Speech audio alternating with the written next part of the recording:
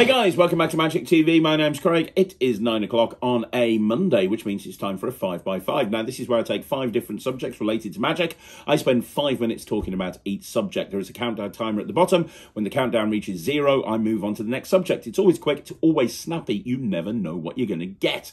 And today, I'm going to be talking to you about a whole bunch of different stuff. And we're going to be starting with a live performance from one of my gigs. This is an actual live performance of me at a real gigging situation, doing a trick, and then basically I'm going to run the same thing again later on. I'm going to explain what I was doing during the course of that trick. So I'm going to talk about why I was doing certain things at certain times.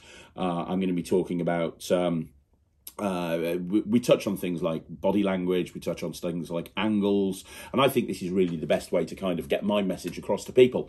Now, today I'm going to be showing you a trick that I've never actually published. This is a really cool kind of prediction trick that I do all of the time.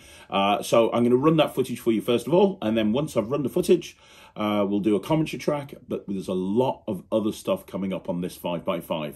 So let's get into it. I'm going to read your minds. It's going to be very exciting. So I have a what looks like a deck of cards here, but this is not a deck of cards. These are 52 blank pieces of card. Now on this side there's nothing, but on this side I've written different objects. The reason I did that is because this is all about drawings. And here's the thing. If I ask somebody to draw something, typically they go for one of 3 things. Normally a flower, or a stick man, or a house. These are the 52 most common things that people draw when you put them on the spot that are easy to draw. Don't worry, I'm not going to ask anyone to draw anything other than me. But you can see there's a whole bunch of different things here, loads of different things. Now, we're going to start with you. I'm going to spread through the cards like this. I'm going to look in the other direction. When I do, I want you to say stop. But say it loudly so I can hear, and then I want you to look at the drawing that you've stopped on. I will look this way. Anytime you want to, just say stop. Stop! Stop! Right there, yeah? Are you happy with that? Yes! Do you want to change your mind? Okay, notice I was looking away the entire time. Make sure you remember that. Lock it into your mind. We're going to get back to that later on. Now, you, sir, what was your name? Ben. I'm going to do something with you as well, Ben. Yep. I'm going to get back to you. I'm going to read your mind, but I'm going to try and predict what you're going to do. Ben, I'm going to put a drawing on the back of this card. Yep. It's going to be like a prediction, okay? Yep. Right, here we go. Now, I don't want anyone to see what it is. But what I would like to point out, I'm the worst artist in the world, Ben. This is going to be less Picasso and more preschool. But we're going to go with this. Your job is to make sure I don't move that prediction from there. Now, I'm going to go through these objects one at a time. When you see one that speaks to you, that you can maybe relate to, just say stop. Obviously, before we get to the end, but any time you want.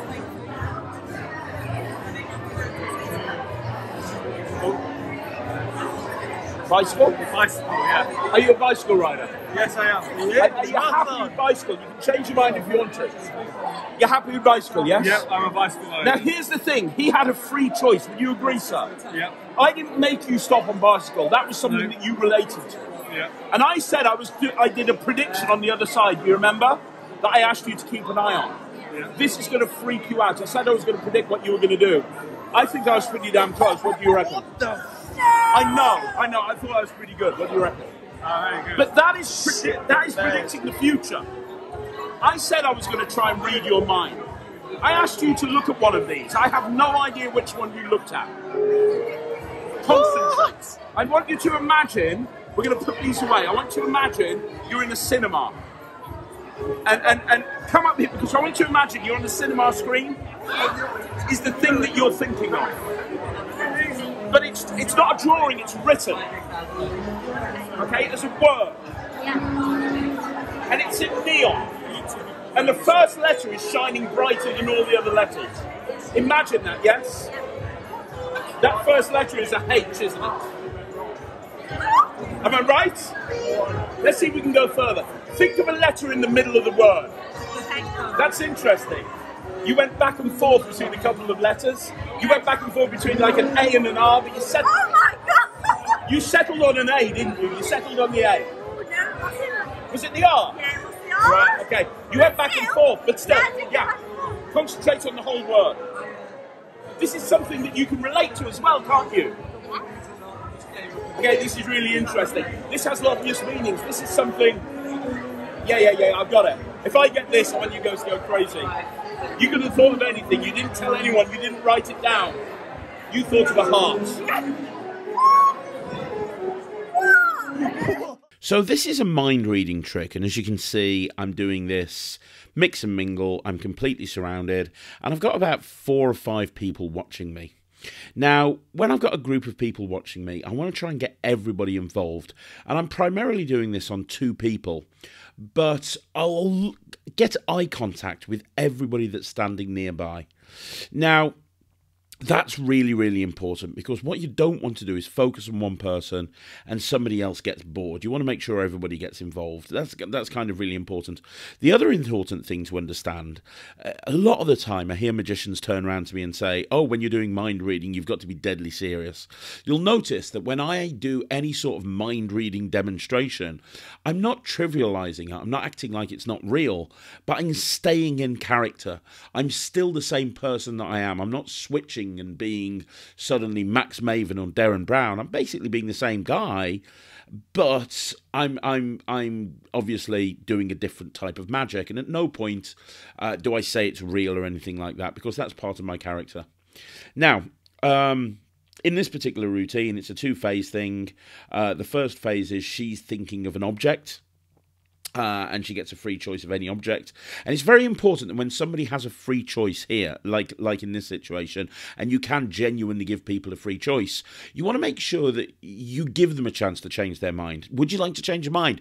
Would you like to go for something else? No, you're absolutely fine. It's very important that you kind of give people that free choice. And also, when you're turning away and you're genuinely not looking, it's really important that you make a big deal that you're looking away.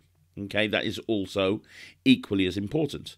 Now, notice, you've got to keep it. Notice there, somebody was trying to. I gave my camera to to a spectator to video this, and notice they were trying to come round to watch what I was actually predicting, and I didn't want that, so I stopped them. And it's kind of really important when you're performing in this sort of environment where there's lots of people around, that you are aware of your surroundings the whole time. You don't want to be just laser focused on performing the trick. You have to kind of be aware of what everybody else is doing as well. You have to be one step ahead of the audience. Now, again, please notice that this is a free choice. This gentleman here has been given a free choice. And because he's been given a free choice, I ask him if he wants to change his mind. Now, what's nice about this sort of routine is you can make it personal to them. So notice, I don't say to this person, think of any one of these objects and say it out loud. I say to them, is there one of these that speaks to you? Is there one of these that you can relate to? And he says, hey, I ride a bike. I'm a biker. What you're doing here is you're making the routine more personal to the person, instead of just generic, if that kind of makes sense. Now, obviously, I get the prediction correct, and that's all well and good, and that's absolutely wonderful. But now I'm going to go back to the first person. And notice I put the cards away. And the reason is, I don't want people to even remember that cards were involved. When I go into this moment right here, I want people to feel like I was just using my mind and nothing else. So the cards are put away, out of sight, out of mind. And it's why nobody would want to examine the cards. The reason they wouldn't want to examine the cards is because by the time I'm in this part of the routine, they're already in my pocket. So how would they help at all?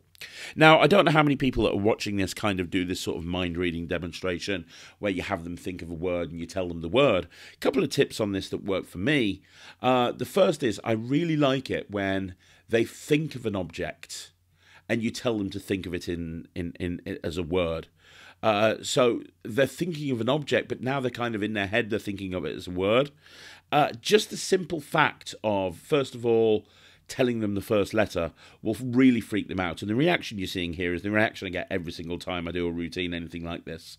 Now, this is a classic mentalism bit, but that moment where you say, hey, think of a letter in the middle of the word, you were going back and forth between this letter and that letter. It's a very simple thing to do. It's been around for many, many years. You just figure out what the middle letters of the word are, and you just make the statement that they went back and forth. Psychologically, they do go back and forth between the one letter and the other letter, but it really heightens the routine. It heightens the moment of magic on the spectator that you're performing it for. Now, I know there's going to be people listening to this that are hardcore mentalists that go, oh, it's not a magic trick. And no, it's not. But again, it comes back to the fact that I am a magician. And because I am a magician, I'm not going to say this is mentalism. I might say I'm going to do some mind reading. But again, I stay in character. And that's really important. You have to stay true to yourself. I've got no problem doing mental magic or mind reading demonstrations because it can be very, very powerful for the right person. But you just need to be aware of the person you're performing for, and you need to be basically aware of your own character. So yeah, I hope that helps. Remember about keeping control of your environment. Remember about making sure that you're constantly aware of stuff that's going on around you, and trying to maintain a personal relationship, or trying to make it personal to the spectator as opposed to just a generic trick. Okay, guys, I brought out a trick many, many years ago. Well, a project called Blank, and it was brought out through World Magic Shop, and it was a collection of routines with blank cards. And this is something I might revisit in the future. It's been long out of print. But there was a routine on there called Blank Nonsense, I think it was called. Blank Stupidity or Blank Nonsense. And it was basically a packet trick using 4 cards that have got blank backs and blank faces, and you printed them one at a time in a 4 of a kind, and then you basically, at the end of the routine, you got rid of all of the ink. And it's a great packet trick. You can learn it on the Netrix, by the way, just saying, when it's part of the launch lineup on the Netrix. It's something that's been in my walk around set for many, many years. It takes up no pocket space, and I'm going to perform it for you in a second. Well, recently I've added one little thing to it which makes it even better. And this is the sort of thing that John Gustafaro talks about. He talks about having a 1 degree change to something, which takes it and just infinitely makes it better.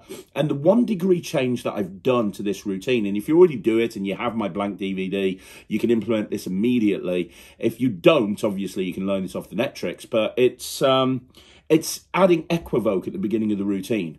So you bring out the double blank cards that are blank on both sides, and you say we're going to do something in our imagination using a 4 of a kind. And then you're going to equivoke to the queens. Now, if you've never equivoked to the queens before, it's an incredibly easy thing to do. I talked about it on Visible, but basically, you're going to ask the spectators if they want to remove the picture cards or the number cards. Whichever they say, you assume they mean. So if they go, I want to remove the picture cards, you go, okay, great, we'll use the picture cards. If they say, I want to remove the number cards, you go, great, they've gone, that leaves us with the picture cards. You then divide them into the male picture cards and the female picture cards, and you say, just drop them on the table. Which ones are you going to drop? And if they drop the queens, you go, great, we'll use the queens. If they drop the male ones onto the table, you'll say, perfect, what does that leave you with? The queens. Great, we'll use the queens. So it's very easy to equivoke down to the queens, and it feels like they've had a completely free choice of playing cards from a deck of 52, whilst in reality you force them onto the 4 of a kind that you want. Then, once you force them onto the queens, you basically do the same blank nonsense routine. The only difference is now it becomes even more impressive because it feels like they've actually named the cards that they're printing into, and they could have named something else. It would have been a completely different outcome. So it's a small little 1 degree change that makes a massive difference to the routine. And I've been doing it this way now for a few weeks, and the reactions have been going way stronger than they were beforehand, and which is strange, because the reactions have always been good to this routine, but just this small addition makes it even stronger. So I'm going to perform the routine for you, but feel free to incorporate this if you do the routine. If not, you can learn it from the Netrix when we launch, which is coming soon. Okay, so I've got Jack behind the camera with me, and you're going to help me. Is that all right, Jack? Yep. I've got some cards here. There's 4 cards altogether. They're blank on the front, they're blank on the back. These are what cards look like before they're printed. Now, I want to imagine that we've got a special deck of cards here, and it's special because it's invisible. We're going to try and do this in your imagination. I've got all the pictures and the number cards. Which ones to remove, the pictures or the numbers? Oh, the pictures. Okay, so we'll remove the pictures. So we've got the jacks, queens, and kings. I'll divide them into the male picture cards, that's the jacks and the kings, and the female picture cards. Which ones would you like me to drop onto the table? Oh, the queens. Are you sure? Yep. And that's a free choice. 100%. Okay, so we're going for the queens, correct? Yep. Watch. I'm going to take these 4 blank cards and I'm going to show you a miracle. This is not a trick. This is basically an honest-to-godness miracle using 4 blank cards. You see, I'm going to try and print these cards, and the first thing I'm going to do is print a back. Now, to print a back, it's very simple. You just do that and you get a back. That's a red back. It's only one back and it doesn't have a face, but at least it's a start, because you see, we can actually have that card spread, and now we've got 4 backs, all of which every single card has got a back. Now, getting backs is one thing, getting a face is something completely different.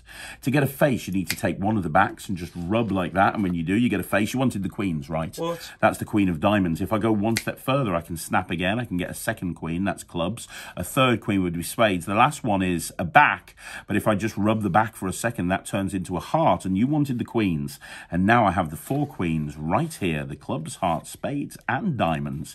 But I'll be honest with you, Jack, it's all an illusion. It's not real. Do you know why I know it's only an illusion? Go on. Well, because you see, there were never any faces with these cards. What? In fact, Jack, there were never any backs. All we had were 4 cards, blank on both sides, and everything happened in your imagination. What? Okay, so this Saturday we have an interview with one of my favourite magicians, the one and only John Lenahan. John Lenahan has had an amazing career. A lot of you will know him from back in the day when he was on Stuff the White Rabbit, but he has done so much TV. He has done so much. And also, I feel like he's a kindred spirit because at one point he was also kicked out the Magic Circle.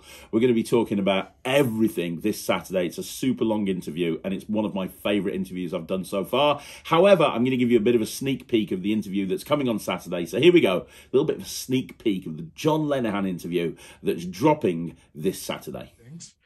Stuff the White Rabbit was a long time ago. It was, but you know what?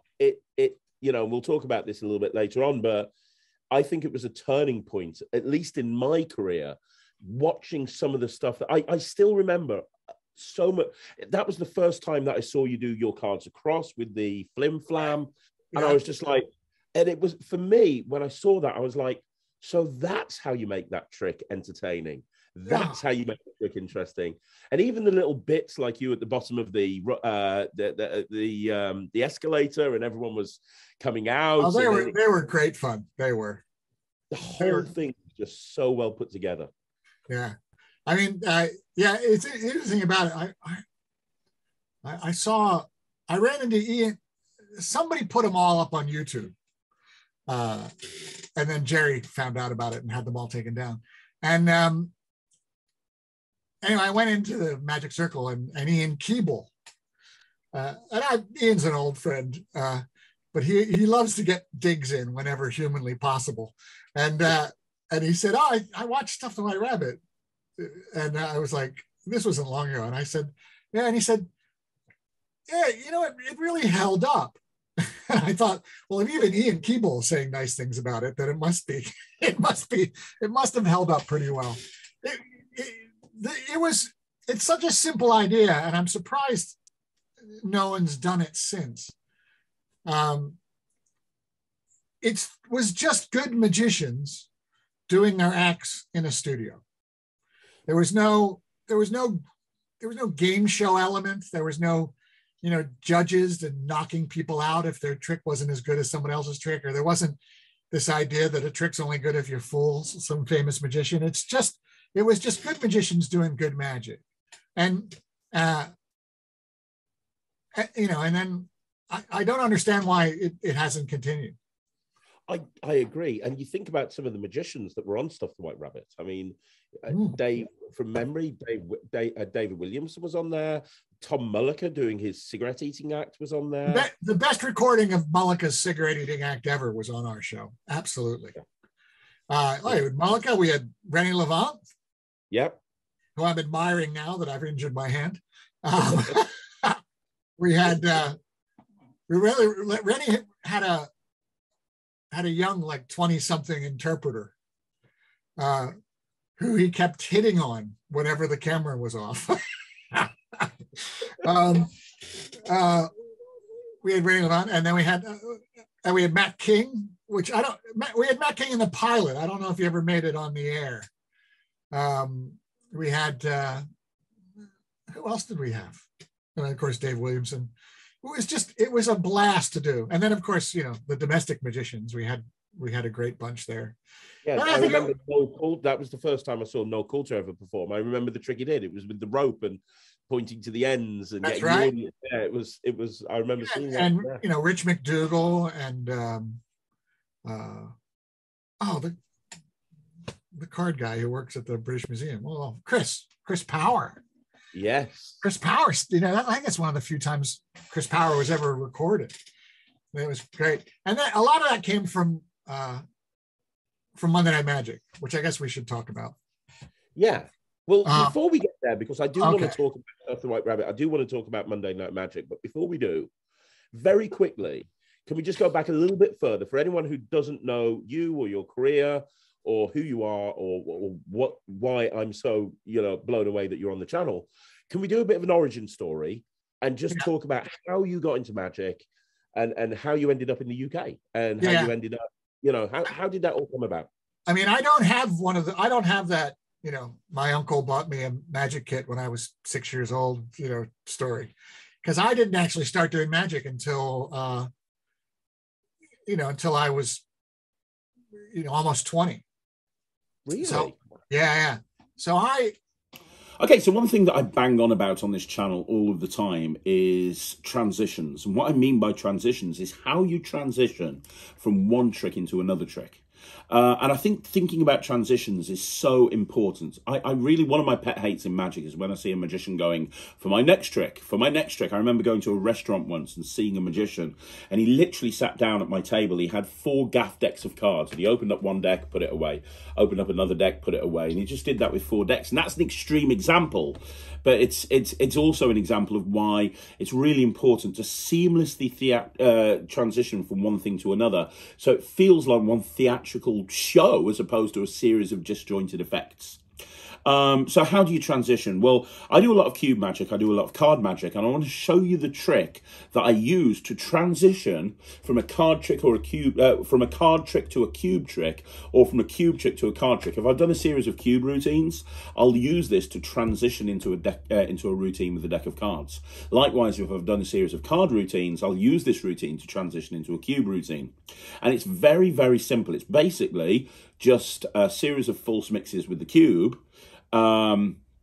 and it's a series of full shuffles with the cards. And if you're interested, I'm about to do a performance for you. When I'm doing this walk around, because this is a walk around piece, I use a truffle shuffle, which can be done in the hands, and I use a false overhand shuffle. Here I'm doing a push through shuffle, and a false overhand shuffle, and a series of false cuts, because I'm at a table.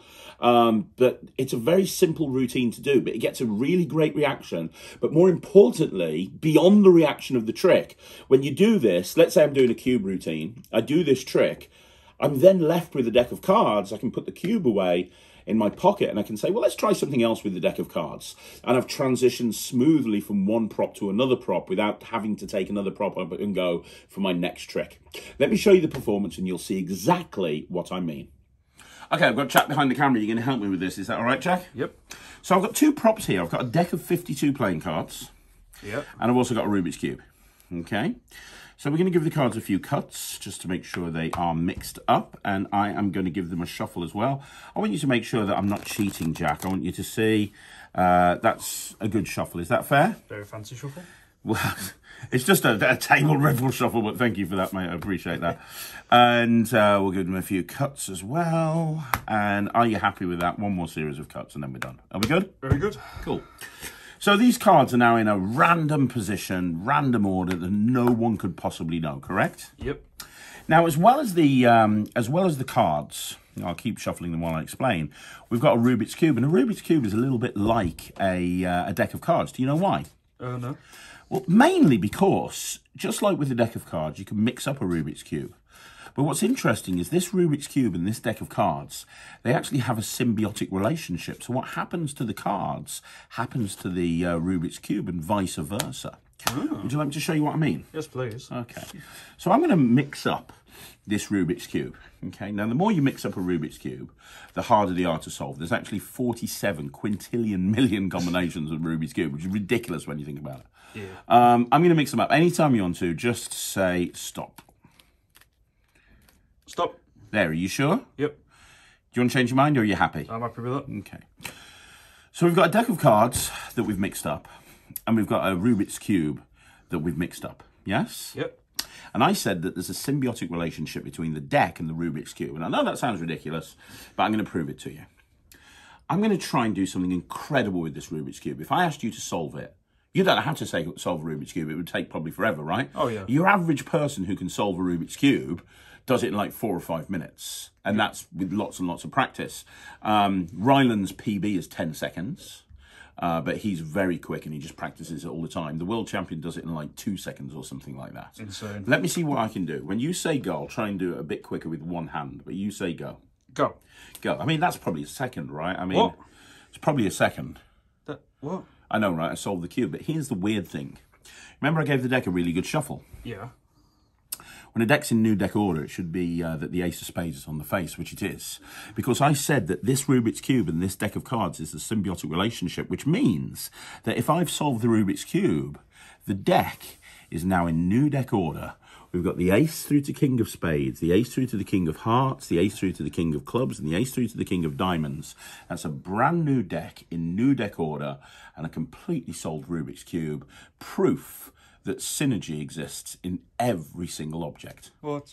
Okay, guys, that's another 5x5 in the bag. Thank you very much for joining us once again. I hope you enjoyed it. Let me know what you think in the comments down below. Honestly, I really love reading your comments. It's a full-time job to try and reply to everybody, so I'm not able to reply to everyone, but I love reading all of your comments. So leave a comment down below and let me know what you think.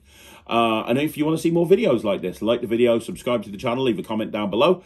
And I'm going to be back again tomorrow. So tomorrow we've got 3 videos. We've got a shorts at 2 o'clock. At 6 o'clock we have a live. And at 9 o'clock we are back here with a Talk Magic interview. So there's a lot coming up right here on Magic TV. I will see you